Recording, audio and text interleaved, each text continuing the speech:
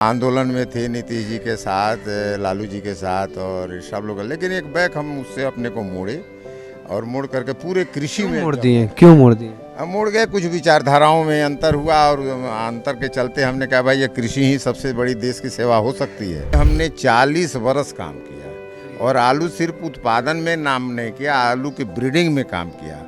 और सबसे बड़ी बात आपको कहूँ कि जो वैज्ञानिकों का इतना बड़ा स्नेह मिला हमको कि हम लोग को उन्होंने बुला करके शिमला में और मोदीपुरम में आलू गौरव का पुरस्कार दिया। उस समय इतना ज़्यादा प्रोडक्शन हमने कर दिया कि सारे कोल्ड स्टोरेज भरने लगे। एक लंबी यात्रा हमने शुरू की, सिर्फ आलू आलू, जहाँ देखो आलू, आलू वाले पंडित जी, आलू वाले पंडित जी। मेरे सामने एसडीओ ने मेरे घर में छापा मार के करीब 10 कुंटल गेहूँ ले गए। क्या स्थिति थी बताइए।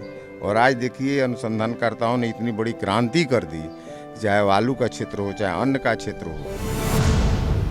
नमस्ते, मैं अंकित सिंह हूं और आप देख रहे हैं किसान तक। आज हम एक पश्चिमी चंपारण के बेतिया के बर्नियारपुर गांव है, वहां पे हम जा रहे हैं और एक ऐसे किसान से हम लोग मिलने जा रहे हैं जो खेती में बहुत कुछ नए प्रयोग किए हैं। तो बस एक प्रयास है इस यात्रा में कि क्या एक किसान का भी नाम पूछ के हम पहुंच सकते हैं और पता चल सकता है कि वो किसान का गांव कहाँ है और कितना वो चर्चित है अपनी खेती को लेकर।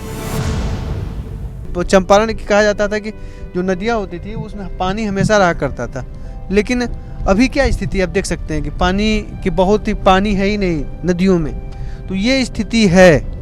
तो आइए कुछ लोगों से शायद पूछते हैं, यहाँ पे हैं कि पूछते हैं कि आलू पांडे को जानते हैं क्या?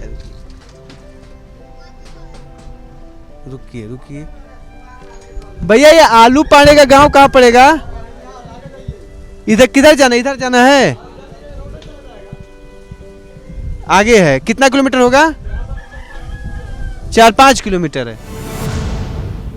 क्या अच्छी खबर है कि किसी किसान के उसके काम को लेके लोग जान रहे हैं उस किसान को। आइए मिलते हैं और देखते हैं कि आखिर कैसा उन्होंने कृषि के क्षेत्र में कमाल और धमाल कर रहे हैं। तो जी हम पहुंच गए हैं बड़का बर्नियारपुर गांव में और हमारे साथ रहेंगे आज आलू पांडे जी। सर नमस्ते आपका। तो बड़ी चर्चा है, बेतिया से हम शुरू किए और जब हम बस गांव तो मैं भूल जा रहा था, बस ये पूछ रहा था कि आलू पांडे जी के गांव जाना है तो लोग रास्ता बता देते थे। तो ये सफ़रनामा कैसे शुरू हुआ? ये आलू पांडे का सफ़र कैसे आया नाम? या आपका जन्म का ही मतलब वो नाम है, या कैसे ये सफ़रनामा आपका, मैं समझना चाहूँगा कैसे ये शुरू हुआ? बड़े नेताओं का और कोई सेलिब्रिटी होता है उसका नाम हम पूछते हैं तो लोग बताते हैं कि उनका गांव वहाँ पे, लेकिन आप भी किसी सेलिब्रिटी से कम नहीं है। अरे नहीं, ये सब आप लोगों की कृपा है। तो ये सेलिब्रिटी वाली कहानी कैसे हुआ, कैसे ये थोड़ा सा बताइए। ऐसा है कि ग्रेजुएशन करने के बाद एक पत्रिका मिली, कई आर्थिक कठिनाइयों से जूझ रहे थे। हमने 1 कुंटल गेहूँ उपजाने में 1 एकड़ में 8 कुंटल होता था, आलू 10 कुंटल होता था, 200 कुंटल होता था। हमने इस पर काम शुरू किया। शुरू में तो मेरा जीवन राजनीति में गुजरा। राजनीति में थे और खूब जब 77 के आंदोलन, 74 के आंदोलन, नीतीश प्रकाश नारायण आंदोलन में थे नीतीश जी के साथ, लालू जी के साथ और सब लोग, लेकिन एक बैक हम उससे अपने को मोड़े और मोड़ करके पूरे कृषि में मोड़ दिए। क्यों मोड़ दिए? मोड़ गए। कुछ विचारधाराओं में अंतर हुआ और अंतर के चलते हमने कहा भाई ये कृषि ही सबसे बड़ी देश की सेवा हो सकती है और इस क्षेत्र में भी हम अच्छा काम करते हैं, देश को कुछ दे सकते हैं। तो इस सब विचारधारा लोग दे ही रहे हैं। देखिए दोनों में अंतर है। हम तो अन्नदाता हैं, हम तो सृष्टि के रक्षक हैं। अरे उनके बारे में क्या कहेगा। हम लोग सृष्टि के रक्षक हैं। तो हमने देखा कि इस क्षेत्र में हमारी रुचि भी थी और तुरंत हमने अपना क्षेत्र बदल करके ये गाँव नहीं, पटना से हम 77-78 के बाद, और तब तक तो जुड़ी रहे 90 तक, जब तक मोरारजी जी की सरकार थी उनकी। लेकिन इधर भी हमने अपना काम शुरू कर दिया और एक सफ़र किया है आलू का। आलू में हमने 40 वर्ष काम किया और आलू सिर्फ उत्पादन में नाम नहीं किया, आलू की ब्रीडिंग में काम किया। और सबसे बड़ी बात आपको कहूँ कि जो वैज्ञानिकों का इतना बड़ा स्नेह मिला हमको कि हम लोग को उन्होंने बुला करके शिमला में और मोदीपुरम में आलू गौरव का पुरस्कार दिया। जो हमने कुछ वैरायटियाँ निकाली, आज भी जैसे P1 P2 निकली हमारे यहाँ से, मेरे फार्म से निकली, ब्रीडिंग यहाँ के जो अनपढ़ जनता है उन लोगों ने किया, और यहाँ से वो दौर चला करके और शिमला तक वो वैरायटी गई, और शिमला वालों ने रिसर्च किया। 7 वर्ष वो उस वैरायटी की रिसर्च में रहे और उन्होंने कुफरी केसर के नाम से उसको रिलीज किया। तो ये एक बहुत बड़ा, और से वहीं जो रिलीज हुआ तो हमको बुला करके वहाँ लोगों ने आलू गौरव का पुरस्कार दिया। ये शिमला में, मोदीपुरम में। आलू पांडे इसी से नाम नहीं? नहीं, आलू पांडे का नाम है कि उस समय इतना ज़्यादा प्रोडक्शन हमने कर दिया कि सारे कोल्ड स्टोरेज भरने लगे। एक लंबी यात्रा हमने शुरू की, सिर्फ आलू, जहाँ देखो आलू, आलू वाले पंडित जी, आलू वाले पंडित जी। और उसके बाद माननीय शुरुआत बताइए सर, वो आलू वाला पांडे जी कैसे रहा, कैसे आए? आलू पे ही क्यों है? आलू पर ही इसलिए हम आए कि एक अन्न उत्पादन में जितना खर्च लगता है उतने ही खर्च में आलू उत्पादन में अन्न उपजाएंगे तो 1 एकड़ में 10 कुंटल, और आलू उपजाएंगे तो 1 एकड़ में 200 कुंटल, दाम दोनों का सेम। तो हम आलू पर कहने का, उस समय भूखमरी की स्थिति थी, आलू ज़्यादा लोगों को भूख मिटा सकती थी, गेहूं से उतना भूखमरी नहीं मिट सकती, गेहूं होता ही नहीं था कि सरकार छापा मारती थी कि इसके घर में अगर 10 कुंटल गेहूं है तो सरकार निकाल करके ले जाती थी। वो स्थिति थी उस समय की। मेरे सामने एसडीओ ने मेरे घर में छापा मार के करीब 10 कुंटल गेहूँ ले गए। क्या स्थिति थी बताइए।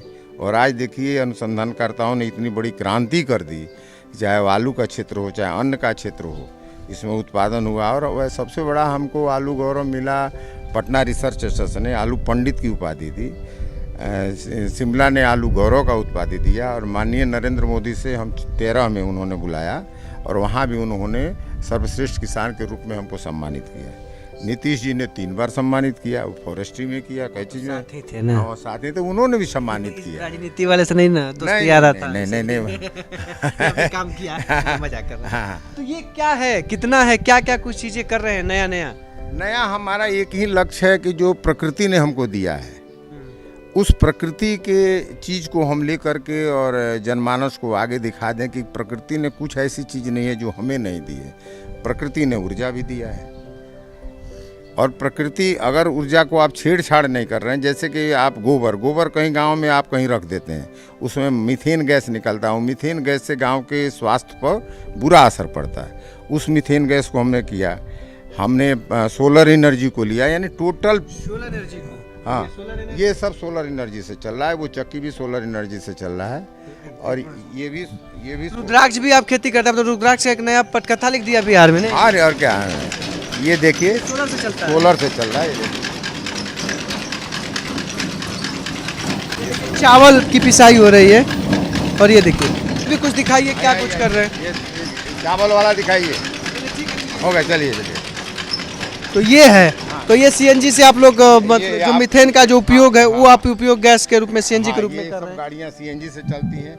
आपने ट्रैक्टर देखा सीएनजी से चल रही है, ये देख रही है सीएनजी से चल रही है। बायोगैस फ्यूल ये चल रही है। ये क्या ऊपर लगाए हैं? ये जो है वहाँ जो हमारा सीएनजी तैयार होता है तो फर्स्ट इस ब्लाडर में आता है, ये फुल हो जाता है। इस फुल होने के बाद इसको कंप्रेसर लेकर सिलेंडर में पैक कर देता है। हाँ, वहाँ से उसको ले लेता है। यहाँ प्योर सीएनजी है, और उनका भी का नाम है कि गाय गोबर से ही देश का परिवर्तन हो सकता है। अच्छा। हाँ, गाय और गोबर, वो हैं तो इंजीनियर, गाय पालन में वो बहुत गाय पालन में रुचि लेते हैं। यहाँ देखिए अभी नया बायोगैस की गाड़ियाँ बन रही है। ये इधर लेथ वर्क हमारा चल रहा है, ये सब लेथ वर्क चल रहा है। आइए तो आइए और खेतों में भी चलते हैं। फल फूल पर भी काम कर रहे हैं, बागवानी पर भी काम कर रहे हैं, द्राक्ष पे भी काम कर रहे हैं। ये क्या नाम है, गेहूं पर भी लगाए हैं। हाँ, ये पूरा सोलर पैनल से ही, सोलर पैनल देखिए, मतलब पूरा आपका घर का यूज सोलर पैनल से ही? पूरा घर का नहीं, 10 मोटर चल रहा है सोलर से। अच्छा।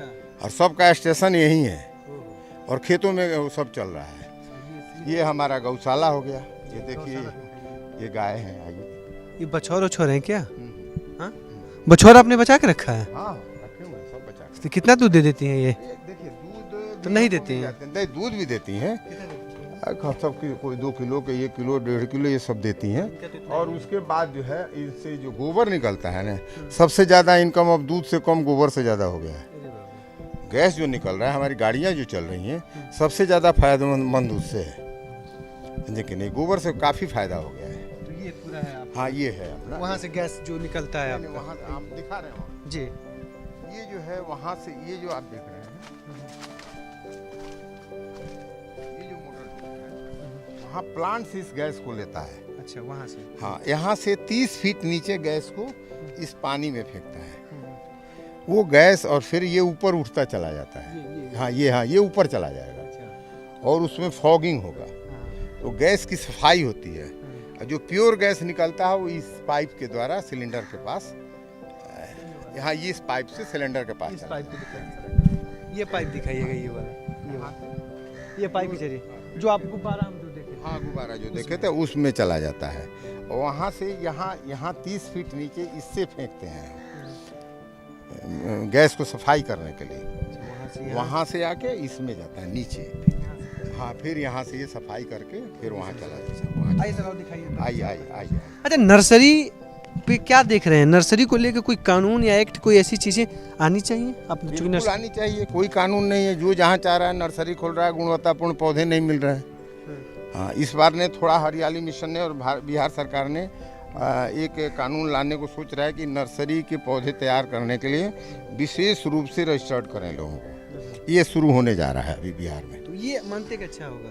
ये बहुत अच्छा होगा। सरकार को लेकर क्या देख रहे हैं? सरकार जो भी है काम ठीक ठाक कर रही है एग्रीकल्चर खेती पे?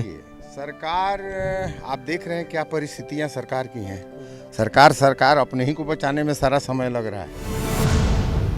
पे क्या कर रहे हैं अभी जो गन्ने पे कुछ नया? गन्ने पर नया कर रहे हैं कि हमको 1 एकड़ के अंदर 30 कुंटल गन्ने का सीधा खर्च होता था, और हमसे उससे प्लांट ऑफ पॉपुलेशन भी पूरा नहीं मिलता था।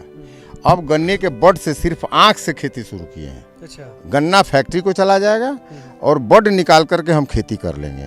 तो उसमें राष्ट्रीय क्षति जो खेतों में गन्ना लगा करके होता था, एक राष्ट्रीय क्षति नहीं होगा, दूसरा कि किसानों का 30 कुंटल का दाम जो है वो मिल जाएगा पुनः किसानों को, और इससे प्लांट ऑफ पॉपुलेशन जो है गन्ने का खेतों में वो पूरा मेकअप हो जाएगा। तो सर, ये जो पूरा आप कर रहे हैं तो कितना टर्नओवर कितना है? देखिए, टर्नओवर तो क्या बतावें कितना है। एक समय था कुछ नहीं था, आज बहुत कुछ है। अब 15-16 गाड़ी लगी हुई है, तो टर्नओवर आप समझ सकते हैं क्या है, उसको बताने की कोई ज़रूरत नहीं है। नहीं, वो चीज़ें हैं। तो ये चूँकि जब हम आप आ रहे थे ना, और जब हम आपका नाम पूछ रहे थे, तो मुझे लगा कि भाई बहुत पहले के लग रहा है कोई बहुत बड़े जमींदार हैं। नहीं, वैसी बात नहीं है। मैं आपको बता, आपको नहीं, और इसके चलते शायद चर्चा में है। नहीं, ऐसी नहीं बात है। मेरे पिताजी ऐसे पंडित यहाँ आए थे। मेरे पिताजी शुगर फैक्ट्री में फोरमैन 4थे ग्रेड के नौकर थे। उन्होंने इतनी सूझबूझ जरूर हुई कि 1960 और 55 और 50 के समय में सब बच्चों को उन्होंने अपनी कमाई से देहरादून पढ़ाया, और वहीं से परिवार का जो है परिवर्तन शुरू हुआ। आज हमारे लड़के अमेरिका में भी हैं, लंदन में भी हैं। मेरी बड़े लड़के डॉक्टर हैं, छोटे इंजीनियर है, बड़ी बहू डॉक्टर है। ये सारा परिवर्तन शिक्षा से हुआ है और टेक्नोलॉजी से हुआ है। अगर किसान भी अगर टेक्नोलॉजी पर उतर जाए तो उसका तुरंत भाग्य परिवर्तन हो जाएगा। भाग्योदय की पूरी कहानी शिक्षा और टेक्नोलॉजी तय करेगी, है ना? देखिए, वो वहाँ जो है बाहर में लोग अपना गांव के लोग ला के गोबर देते हैं, वहाँ से यहाँ प्लांट में चलाता है अपने आप, वो नाली से इसमें आ जाता है। हाँ, इसमें आ जाता है। यहाँ से फिर अपना जो भी प्रक्रिया होती है यहाँ से कितने दिन में बन जाता है सीएनजी? ये तो 24 घंटे में। हाँ, 24 घंटे। ये तो प्रक्रिया चालू रहती है ना। तो ये बागीचा है आपका? ये मेरा बागीचा, आम का बगीचा। आम का बगीचा है। ये पॉपुलर की नर्सरी है। पूरा ये सीएनजी ये भी सोलर पैनल से ही चल रहा है? ये सब सोलर पैनल। अच्छा, तो ये आपने पूरा सर अपने यहाँ से निगरानी के लिए आपने बना रखा है? तो हमने बताया है कि ये 17 का जो प्लाट है ना, यहाँ हम बैठे रहते हैं और बैठकर सारी प्रक्रिया चलती रही है। कहाँ कौन सा काम होता है ये सब बैठ करके यहाँ से देखते रहते हैं। सब कुछ यहीं से? हाँ, सब कुछ यहीं से देखते रहते हैं। और देखिए, मैं तो युवा वर्ग को एक संदेश देना चाहूँगा। एक जमाना था जब अनपढ़ लोग, बिना पढ़े लिखे लोग खेती करते थे। आज मिट्टी की मर्यादा इतनी बिगड़ चुकी है कि बिना पढ़े लिखे किसानों से ये काम होने वाला नहीं है। पढ़ना पड़ेगा, टेक्नोलॉजी को अपनाना पड़ेगा। और आज जो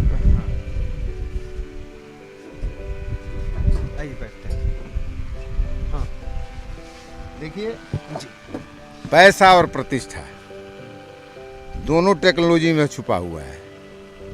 प्रतिष्ठा भी टेक्नोलॉजी में है और पैसा भी टेक्नोलॉजी में है। टेक्नोलॉजी से हम खेती करेंगे मालूम माल है, टेक्नोलॉजी से नहीं करेंगे भाई ख़त्म है, समाप्त है, कुछ नहीं मिलने वाला है। आपको लगता है कि कभी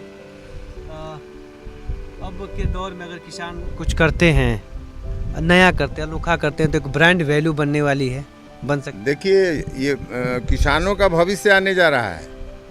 हाँ, किसान पूजे जाएंगे। किसान अब लोगों को भी नौकरी देंगे। थोड़ा सा टेक्नोलॉजी को आगे बढ़ने दीजिए। आप हमारी क्षमता क्या देखें? मैं एक सिर्फ बैंकिंग का जो आदमी रखा हूँ उसको 25,000 देता हूँ।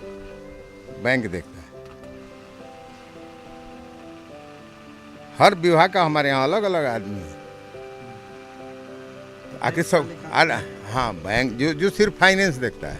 अच्छा, तो टैक्स तो आप देते ही होंगे, अब बचाते देते हैं। जो हमारा फैक्ट्री का काम है, जो सीएनजी है या जय कृषि उद्योग है, वो उसमें जीएसटी भी लगता है, उसको हम टैक्स भी देते हैं। टैक्स देते ही हैं। तो टैक्स एग्रीकल्चर वाले पे नहीं है। एग्रीकल्चर वाले पे तो मान लीजिए है नहीं, तो आप देंगे जहाँ पे कहीं ना कहीं जिस तरह से आपका है, तो टैक्स के आप तो होंगे ही उससे। हाँ, वो लगे हुए हैं, जुड़े लगे हुए। तो वैसे बड़ा आखिरी सवाल है, जिस तरह से तापमान बढ़ रहा है, इस तापमान को बढ़ने के दौर में आप क्या देखते हैं कि बिहार के लिए खेती या मोतिहारी या पश्चिमी चंपारण के लिए, मैं ओवरऑल बताऊं तो चंपारण के लिए खेती कितना आप टफ देख रहे हैं जिस तरह से जलवायु परिवर्तन हो रहे हैं? जलवायु परिवर्तन पर हम के लोगों ने पर्यावरण के साथ खिलवाड़ तो किया है, भोगना तो पड़ेगा। खेती पे खतराएं दिख रही हैं कुछ फसलों पे। ये खेती पर नहीं, शरीर पर इसका खतरा होगा, चर्म रोग होंगे। जिस ढंग से लोगों ने पेड़ों का दोहन किया है और पेड़ लग नहीं रहे हैं जितना ढंग से लगना चाहिए। सरकार खर्च कर रही है, लेकिन खर्चा में कितना उपयोग हो रहा है वो सब आप जान सकते हैं। लेकिन अगर अभी भी लोग नहीं सुधरे प्रकृति के साथ, अभी लोगों ने वृक्षारोपण पर अगर ध्यान नहीं दिया, तो आने वाली पीढ़ी इसको भुगतेगी, बुरी तरह भुगतेगी। नीतीश बाबू और लालू यादव से, नीतीश बाबू से भी आपका अच्छा खासा याराना रहा। हमारे समय में रहा, वो तो राजा हो गए, बड़े हो गए लोग। अब आते अरे नहीं, देखे वो लोग अब बहुत बड़े हो गए। हम किसान हैं, छोटे हैं। किसान की पूछ नहीं है। देखे वो चेहरे जिस समय हम लोग 74 का चेहरा था, उनका भी बदल गया, हमारा भी बदल गया। वो राजनेता हैं तो हम तो पहचान लेंगे कि नीतीश जी हैं। वो लोग कहीं पहचानने से न इनकार करें, यह भी हो सकता है। लेकिन साथ में तो रहे अपने ज़माने में। हम थे, चौबे जी थे, कौन अश्विनी जी हमारे साथ थे, वो थे। हम सुषमा जी के साथ रहे हैं, हम जयप्रकाश जी के साथ रहे हैं, समझे कि नहीं। 74 के आंदोलन में जम के रहे हैं, मीसा DIR के अंदर जेलों में रहे हैं, समझे कि नहीं। और उसके बाद हमने कृषि में मिला, तो उधर भी थे तो जम के थे, और जब कृषि में आए तो इधर भी जम के हैं। जहाँ गए वहाँ खड़ा, वो भी अंगद की तरह पैर जमा। हमको कलाम साहब राष्ट्रपति जी से भी मिलने का वो प्राप्त हुआ है। तो जी हाँ, तो ये थे हमारे साथ आलू। आपको एक शेर इसमें लिख देते हैं जी। हम बिहार के युवकों को एक चीज़ कहना चाहेंगे। वो थक चुके हैं किसानी से। क्या चीज़? ठीक है, थक चुके हैं किसानी से। हम यही कहेंगे कि तुमने चाहा ही नहीं, हालात तो बदल सकते हैं। तुमने चाहा ही नहीं, हालात बदल सकते, हालात तो बदल सकते हैं, समझे कि नहीं। उसका अगला है, थोड़ा सा काटिएगा 1 मिनट। नहीं, बोलिए ना। तुम ठहरे एक झील की तरह, दरिया की तरह रहते तो बहुत दूर निकल सकते। ओहो, ये नेता गे वो याद आ गया, जयप्रकाश जी वाला। नहीं, जयप्रकाश जी वाला दौर याद। तो वो चीजें चलती थी। हाँ, देखिए यहाँ का युवक, कृषि दौड़ने वाली है। कौन सी? दौड़ने वाली है। अब उसके समानांतर दौड़ना सीख जाओगे तो। नहीं, कृषि दौड़ने वाली है। और जो नौकरी लोग खोज रहे हैं इंडस्ट्रीज में और सरकारी में, वो लौट के आने वाले हैं। ये हम भविष्यवाणी कर रहे हैं, वो सब लौट के आने वाले हैं। अरे हम एक IAS की वेतन देने की क्षमता रखते हैं, और दूसरा किसान कह रहा है कि हमको घाटा हो रहा है। कैसे घाटा हो रहा है जी? तुम टेक्नोलॉजी से नहीं करते हो, मेहनत नहीं करते हो, धीरज नहीं रखते हो, समर्पित नहीं होते हो, तो तुमको घाटा है। खेती को रोजगार के रूप में विकसित करना पड़ेगा। देखिए खेती को रोजगार के रूप में विकसित करते हुए सरकार को एक ध्यान देना पड़ेगा, जो इसकी मार्केटिंग है और प्रोसेसिंग है। अगर अब मान लीजिए टमाटर उपजा लिया, उपज हो गया। टमाटर शुरू में बिका कितने थे, 40 रुपये किलो, बीच में बिका 15 रुपया किलो, उसके बाद बिका 5 रुपये किलो, उसके बाद तुड़ाई भी सधने को नहीं तैयार है। तो जब तक प्रोसेसिंग नहीं होगा, वहीं टमाटर का चॉप मिलता है 400 रुपये बोतल। प्रोसेसिंग को लेके काम देखिए, प्रोसेसिंग और मार्केटिंग दो चीज़। अगर सरकार प्रोसेसिंग और मार्केटिंग पर ध्यान दे, बिहार में कोई इंडस्ट्री लगाने की जरूरत नहीं है। बिहार में रोजगार भी उतना ही है, बेरोजगार भी उतना ही है, दोनों में समन्वय नहीं है। समन्वय कब होगा? जब आप टेक्नोलॉजी देंगे, जब उस किसान को अर्थ देंगे, तो रोजगार भी उतना ही है और बेरोजगार भी उतना ही है। लेकिन दोनों को समन्वय कर दीजिए ना, तो सरकार सिर्फ समन्वय कर दे। हाँ, चलिए सर, धन्यवाद आपका बात करने के लिए। तो रोजगार भी है बिहार में और बेरोजगार भी बिहार में उतने ही हैं। ये हमारे आलू पांडे जी का कहना है। बस वो समन्वय की ज़रूरत है। प्रोसेसिंग यूनिट की बातें होती रहती हैं एग्रीकल्चर को लेके कि बिहार में अगर प्रोसेसिंग यूनिट, मार्केटिंग की अगर बेहतर सुविधाएं हों तो यहाँ के किसान अन्य राज्यों के लोगों को एक रोजगार तो नहीं कह सकते, नौकरी दे सकते हैं अपने यहाँ, और रोजगार भी दे सकते हैं। और यहाँ से जो पलायन करने का एक जो धारणा बना है बिहार से कि बड़ी संख्या में पलायन जो लोग करते हैं बाहर, और कहीं ना कहीं बिहार को लेकर एक मजदूरों का कहा जाता है कि बिहार मजदूर प्रदेश है, मजदूर यहाँ से भेजे जाते हैं, वो भी धारणाएं खत्म हो जाएंगी। थोड़ा सा सोचने की पड़ेगी, क्योंकि जिस तरह से आपने इनको देखा, इनकी कहानियों को समझा और जो तमाम चीज़ें इन्होंने किया पर करीब 30 या 40 साल के अपने सफ़र में, वो काफ़ी सराहनीय है। और किसान तक भी ऐसे किसानों को सैल्यूट करता है। और हम उम्मीद करते हैं कि हमारे बिहार में आने वाले समय में और भी कई आलू पांडे जैसे किसान हों और बिहार को एक अलग पहचान दिलाएं। अभी के लिए इतना ही, दीजिए इजाज़त, नमस्कार। अगर ये वीडियो आपको पसंद आया है तो इसे लाइक ज़रूर करें। अगर चैनल अभी तक सब्सक्राइब नहीं किया है तो कर लें और नोटिफिकेशन पाने के लिए बेल आइकन भी दबा दें।